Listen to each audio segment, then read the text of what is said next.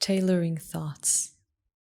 Tangled between past and future, thoughts thread outside the lines. Stuck on misplaced triggers, torn by constant repetition, tied to all my insecurities.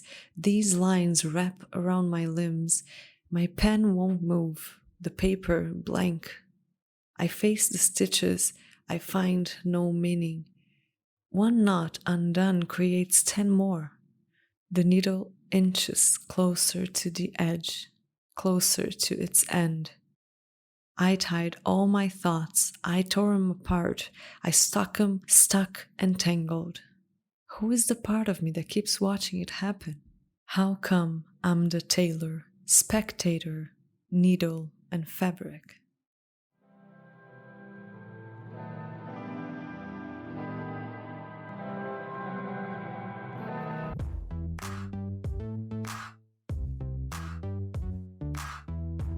Welcome to the Memento Mori Lab podcast.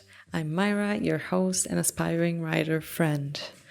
The episode today is about feeling stuck in our creativity, or not really in it.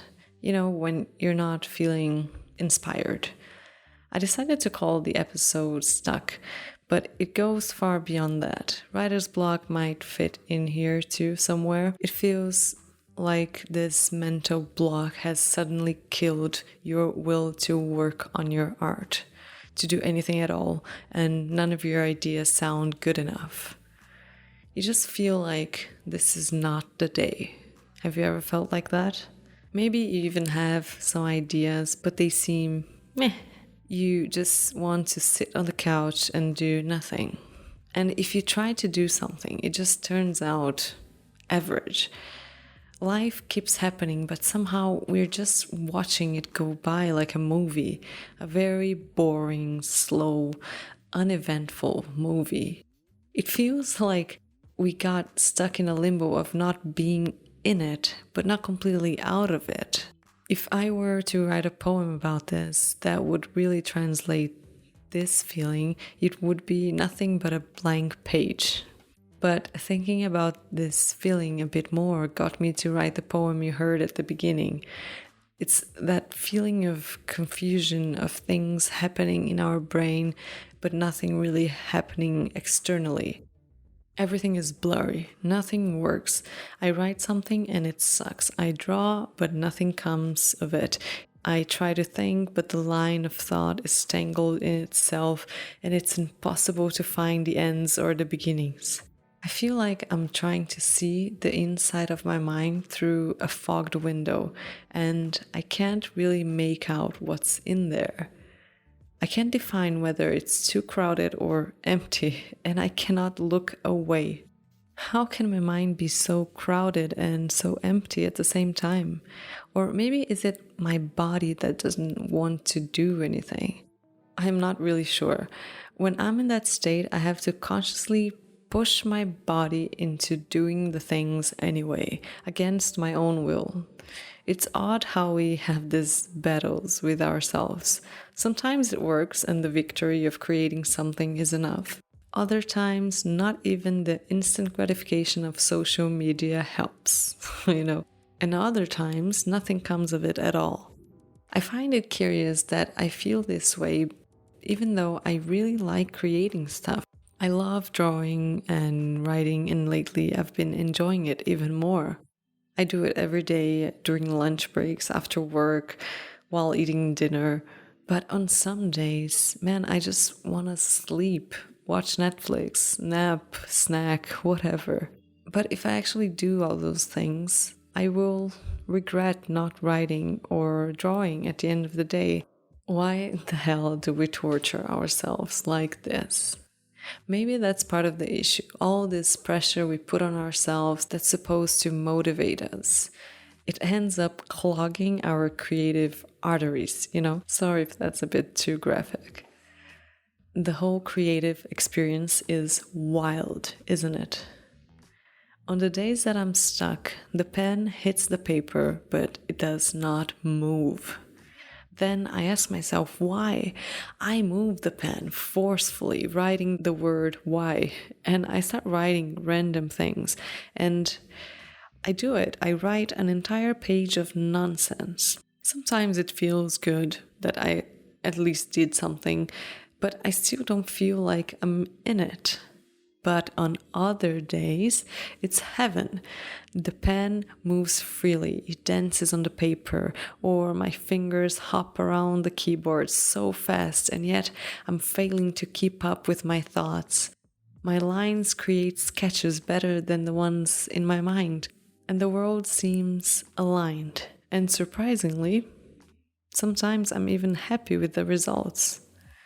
Those days are so great. I want to hold them close and never let them go. And I suspect that is part of the issue here. I want every day to be like those days.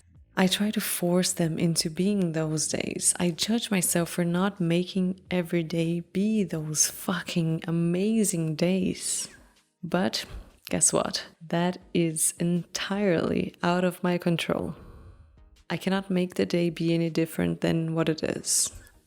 I cannot will myself into feeling more inspired or more in it or less stuck. I wish I could control it. Well, I wish I could control a lot of things, but I cannot. Like the stages of grief, recovering from addiction, mental health care, and so many other things in life, we need to accept the things that we cannot control. Not every day will be magical in a creative sense, and that should be okay. What we can control is trying to do something even if we don't feel like it very much. Try to write, try to draw, try to paint, just try. For example, what has been working for me is to agree with myself that I will write for 15 minutes. And that's it. If after that time I still feel like I'm forcing myself to do it, then I just stop and I go for the nap. Sometimes after 15 minutes of writing, I feel like I could do more of it. So I do another 15 minutes and see how that goes. The same goes for the nap, though, What I've been trying to do is listen to myself, Before, I would just live in this procrastination and self-criticism land, and I would do nothing whenever I had the chance, and then I would roast myself for it. And I can tell you right now that it's not helpful. If you're anything like me, you say things to yourself that you would never say to other people, right? So many people tend to be kind to others and really criticize themselves harshly because they think they can take it, or I think I can take it, or we think we deserve it. Holding ourselves accountable and trying to be better is necessary and it's wonderful, but not when we cross the line to bully ourselves, So how about we treat ourselves with a bit more kindness? Keep the honesty, but amp up the kindness. When it comes to creating things and expressing ourselves, part of the job is just showing up and seeing what happens, even if we're not in it. But just sit at your desk for 15 minutes and see what happens. If nothing comes of it, that's fine. Just do something else and then come back to it and try again. I think I tend to look for the inspiration a bit too much. What I mean by this is I hunt for that state of flow, and that pushes it further away. I want to feel that thing again that I felt the other day when I was writing that other thing. I want it to feel effortless and natural. And as soon as I feel it happening, I want to grab it and pull it close and cage it. And so it keeps on escaping me. I hope I'm making some sense here.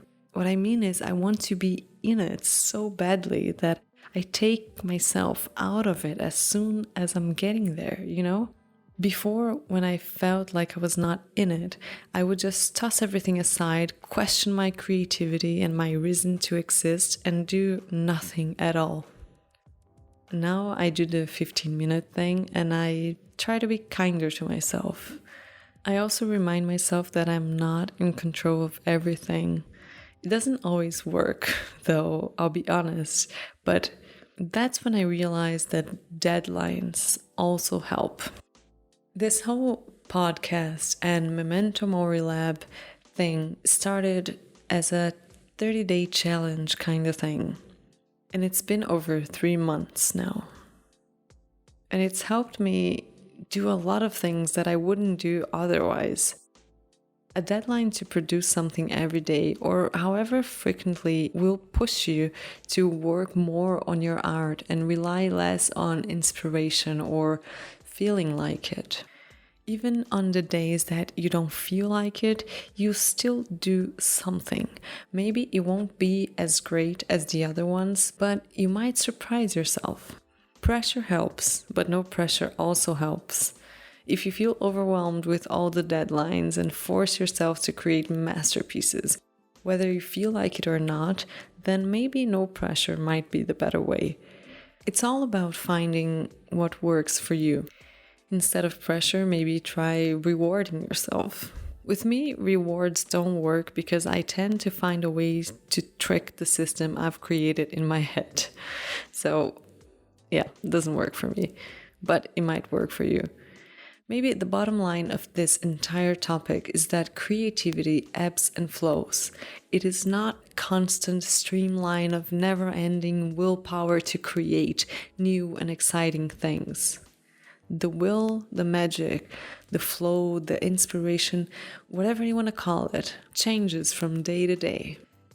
Sometimes you feel it a bit more, sometimes you won't find it at all. And I think that's what Elizabeth Gilbert talks about in her book, Big Magic. She mentions, I don't remember the exact thing that she says, but she talks about just going and doing your part of the work, which is showing up and trying to do something. And then you hope that the flow will come, the magic will come, but it might not. But you did your part, you showed up. All we can do is grab our weapons of choice and try to create something. Some days it will be amazing.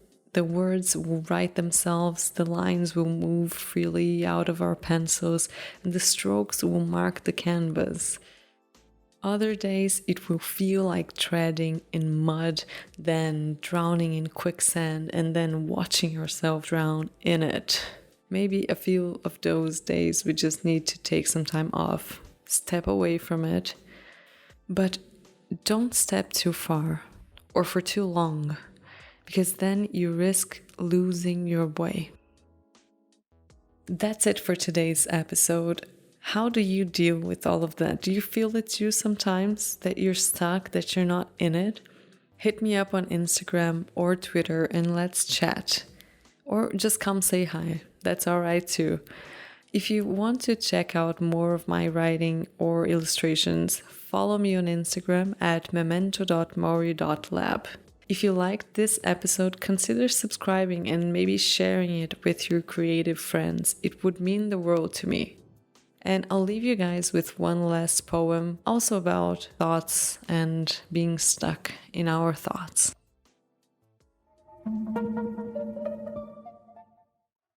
Thoughts.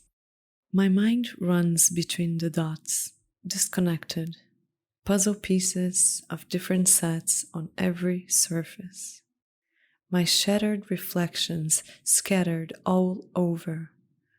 Eyes wide open find no room for me. Invisible strings of doubts and fears, of hopes and dreams, invisible tears. The dark trims and thoughts perfected. Memories fade into made-up stories, not closure. Still, I stand on this floor of forgotten promises, hands looking for walls with nothing left to see. Invisible tears of blinding perceptions, of binding obsessions, invisible strings.